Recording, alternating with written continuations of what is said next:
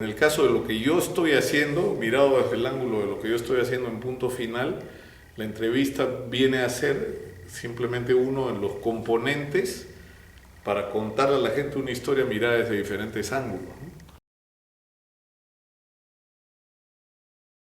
Es bien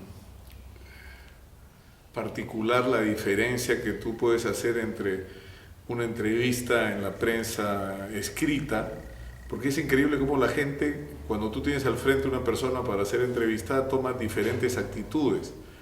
Es decir, en la prensa escrita ante una grabadora, la gente está relativamente relajada. Claro. En la radio, digamos también, porque finalmente se escucha su voz y se tiene un mínimo de confianza, pero en televisión en general, tú tienes desde la gente que se pone muy nerviosa por la presencia de la cámara hasta gente que es súper figuretti, ¿no? Entonces anda más preocupado por cómo se le ve que por lo que está diciendo.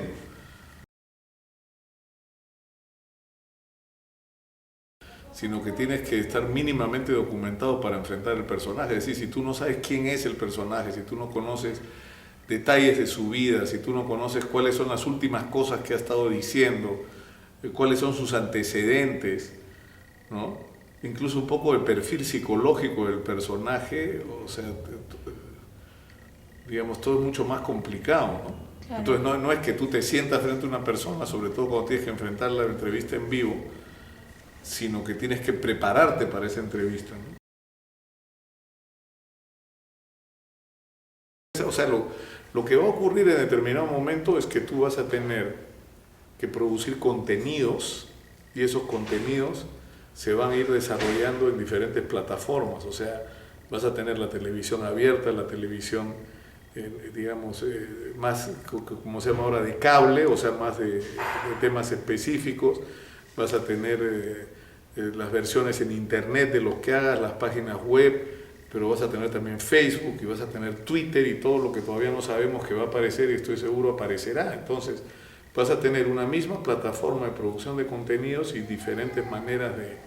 Y en ese contexto creo que lo impreso va a ser cada vez menos importante, ¿no? O sea, ya es esto, ¿no? Y esto, mira, estos son mis instrumentos de trabajo. Antes andaba yo con un maletín, ¿no? Lleno de papeles y de cosas así, ¿no? Entonces el mundo ha cambiado y nosotros tenemos que cambiar, que es lo que yo le digo a los chicos, ¿no? O sea, tenemos que adecuarnos al nuevo mundo en el que vivimos. O sea, antes te podías dar el lujo que me di yo de no ir a la universidad a estudiar periodismo. Yo me salí de mocoso de la universidad, no volví más, pero ahora ya no puedes. La tecnología avanza a una velocidad tan grande que si no tienes los instrumentos tecnológicos estás fuera del mundo.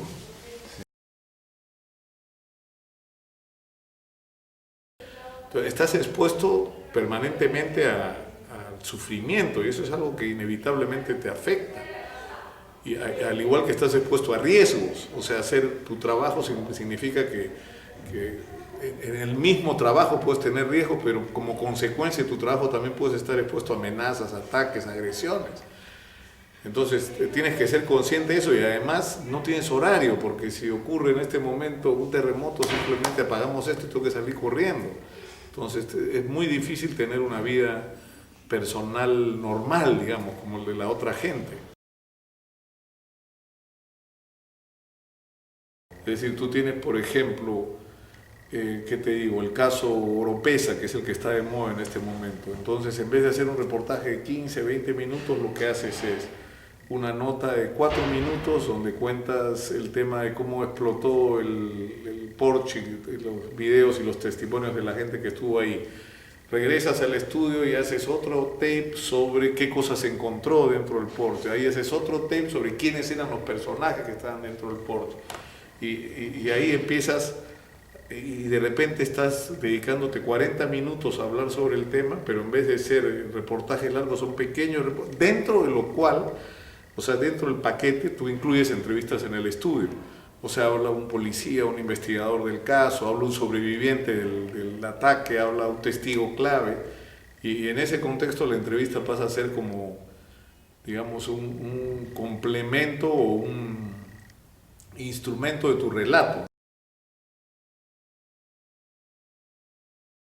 por otro lado tiene muchas compensaciones, porque eres como un ciudadano privilegiado, eres un testigo y protagonista de tu tiempo, y tienes una relación muy intensa con el mundo en el que vives.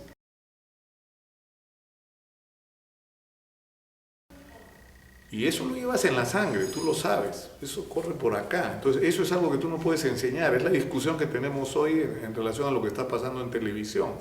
Ha habido mucha gente que ha entrado a los espacios periodísticos, a los programas, a los noticieros, que en realidad su interés primordial es salir en pantalla, pero que no son periodistas, no es gente que lee, no es gente que esté informada, no es gente que investiga, no es gente que ocurre algo y como un resorte quiere salir corriendo para contar la historia, sino que gente está más preocupada en cómo se ve en pantalla. Entonces, la discusión que tenemos ahora es que hay que traer hacia la televisión periodistas que se han refugiado en las redes sociales, en los blogs, en las páginas web, en todas estas cosas, y están produciendo información de calidad desde ahí, y convencerlos de que la televisión es el espacio privilegiado para hacer lo que están haciendo, pero que tú le puedes enseñar la técnica de la televisión a un periodista. Lo que tú no puedes hacer es convertir en periodista a alguien que no lo es. O sea, eso es algo que no se estudia en ningún lado. Eso corre por acá, así. Eso es lo que te hace latir el corazón. Eso es lo que te mueve. Es una cosa que solo los periodistas entendemos. O sea, y ustedes lo van a entender si lo son. Lo sabes, te relacionas de una manera distinta con el mundo. Es como un virus.